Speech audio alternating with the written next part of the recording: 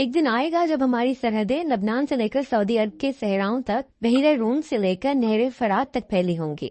جنوری میں اسرائیلی مصنف ایبی لپکن کا یہ انٹرویو بہت وائرل ہوا، جس میں گریٹر اسرائیل کے تصور پر بات کرتے ہوئے انہوں نے کہا کہ لبنان کو اسرائیل کے تحفظ کی ضرورت ہے اور ہم مکہ، مدینہ اور طور سینا پر بھی قبضہ کریں گے۔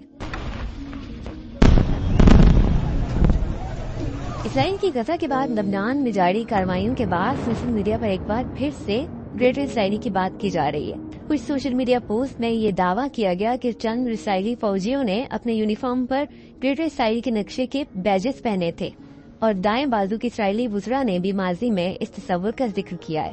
لیکن گریٹر اسرائیل کا مطلب کیا ہے؟ زیونزم کے بانی تھیوڈور ہیزل کے مطابق دا پرومس لینڈ یعنی وہ زمین جس کا وعدہ کیا گیا تھا دریائے نیل سے لے کر فرات تک پھیلی ہوئی ہے۔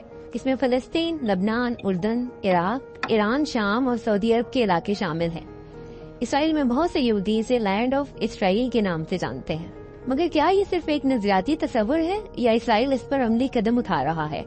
حالیہ برسوں میں ہم نے دیکھا ہے کہ اسرائیل نے لبنان، شام اور ایران میں کارروائیاں کی ہیں، اور مغربی کنارے میں اسرائیلی بستیاں مزید بڑھتی جا رہی ہیں۔ 2023 میں اسرائیلی وزیر بینزلیل سموٹرچ کے گریٹر اسرائیل نقشے نے سفارتی تنازع کھڑا کر دیا تھا۔ اس میں اردن بھی شامل تھا۔ اردن نے اسے امن معاہدے کی خلاف ورزی قرار دیا۔ تو کا نصیرات واشنگٹن میں مقیم مشرق وسطی کی ماہر ہیں۔ وہ کہتی ہیں کہ سموٹرچ اور بین گوئر جیسے اسرائیلی وزیر گریٹر اسرائیل کو اسرائیل کا جائز مستقبل سمجھتے ہیں، اور نتن یاہو کی حکومت نے غیر قانونی آبادکاروں کو مسلح کر کے اسے حقیقت میں بدل دیا ہے۔ یہ آبادکار فلسطینیوں کو بے دخل کر کے مغربی کنارے میں نئی بستیاں قائم کر رہے ہیں، اور حماس کے حملوں کے بعد مزید طاقتور ہو چکے ہیں۔ تاہم برطانیہ کی برمنگھم یونیورسٹی میں مشرق وسطی کے امور کے ماہر عمر کریم گریٹر اسرائیل کو محض ایک افسانوی تصور مانتے ہیں۔ ان کا کہنا ہے کہ ہر قوم میں انتہا پسند ایسے ہی خواب دیکھتے ہیں، تاہم عملی طور پر گریٹر اسرائیل کا قیام ممکن نہیں، کیونکہ اسرائیل کے اردن، عرب امارات اور سعودی عرب جیسے ممالک سے سفارتی تعلقات ہیں۔ اگر اسرائیل گریٹر اسرائیل کے منصوبے کو عملی جامہ پہنانا چاہے تو مغرب کا کیا رد عمل ہوگا؟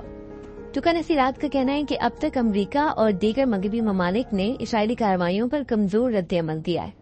ان کا خیال ہے کہ مغربی ممالک نے اسرائیل کو گریٹر اسرائیل کے خواب کو پورا کرنے کے لیے گرین لائٹ دے دی ہے۔ تاہم عمر کریم کا کہنا ہے کہ گریٹر اسرائیل کا قیام مغرب اور وہاں کے یہودیوں کو قابل قبول نہیں ہوگا، کیونکہ اسرائیل کے پاس ایسی توثیق کے لیے فوجی صلاحیت نہیں، اور مغرب کی مدد کے بغیر یہ ممکن نہیں۔ عمر کا ماننا ہے کہ گریٹر اسرائیل محض ایک فینٹیسی ہے جو شدت پسند گروہوں کے لیے سیاسی لائف لائن کا کام کرتی ہے۔